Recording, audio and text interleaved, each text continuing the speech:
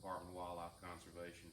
Today, I want to teach you how to make simple, inexpensive, and effective jug lines for catching catfish. These jugs are very easy to make, they're durable, and they will catch you a lot of fish. Oklahoma law allows for 20 jug lines per angler, but be sure to check the specific regulations for whatever lake you're going to fish. Some lakes do restrict the number of jugs that you can use, while other lakes may not allow jug line fishing at all. Start with an empty 32-ounce sports drink bottle, and after removing the label, wash the bottle inside and out and let it dry. Once the bottle is dry, stand it upside down in a plastic cup and using a bright colored spray paint, coat the outside. The brighter colors allow that jug to be more visible from long distances on the water. Here I'm using a neon green paint that adheres well to plastic. Once the paint is on, stand the cup and jug up, let the paint dry.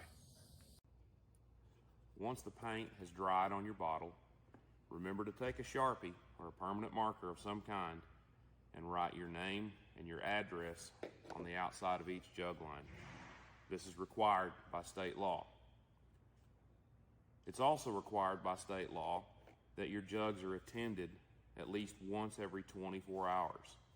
Typically, I put mine out late in the evening and then check them again within 8 to 12 hours. To attach the line to the jug, start with the cap and using a small drill bit, put a small hole through the center of the cap, and using at least 50-pound monofilament line, go through the hole,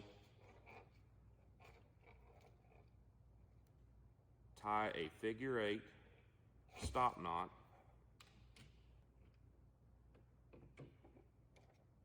go through a medium-sized washer,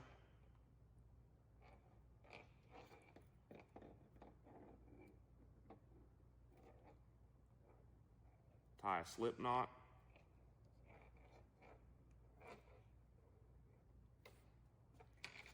and cinch it tight. Now, return the lid to the bottle and snug it tight. How much line you want per jug line is up to you. I typically measure out about 15 to 20 feet of line. Once I've cut that, I tie another figure 8 stop knot, go through a large lead weight, anywhere from 4 to 8 ounces, tie another slip knot, cinch it tight. To attach the hooks to the line, simply start from the weight, go up the line about 1/3 of the length,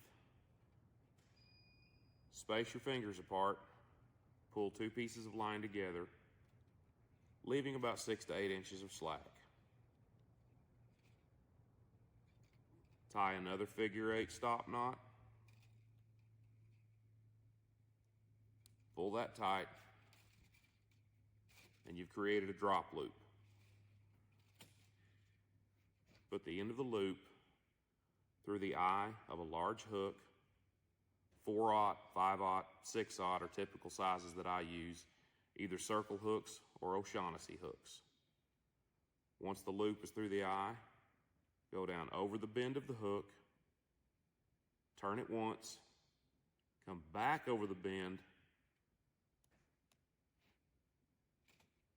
snug it tight. State law allows for up to 5 hooks per jug line. I typically don't put more than 1 or 2 on mine. This is to eliminate tangles and also to eliminate the chances of hooking myself in the hand when I'm retrieving a fish. Depending on how many hooks you want, just repeat this process, spacing them evenly between the weight and the bottle. With your name and address written on the bottle, with your line, your weight, and your hook attached, this jug is now ready to fish. For easy storage and transport, use this groove in the bottle to wind the line.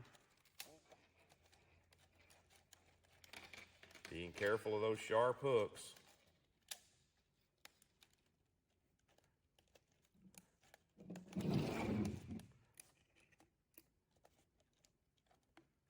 And then use a large rubber band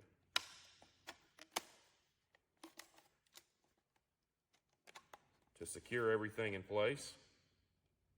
And now you can stack these in a 5-gallon bucket or a milk crate for easy storage and transport. Typical baits for jug lines include live minnows, live shad, or live sunfish, or cut baits like cut shad, or blood baits like beef liver. Fish them along riprap or rocky shorelines, along underwater channels or drop-offs, or around the points of coves. Some people prefer to anchor their jug in place by letting the weight hit the bottom.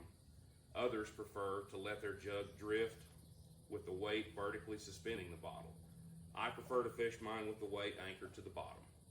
Again, state law requires that you check them once every 24 hours. I typically check them every 8 to 12 hours. A good net is a handy tool to have for retrieving jugs, especially if you have one with a sizable fish on it.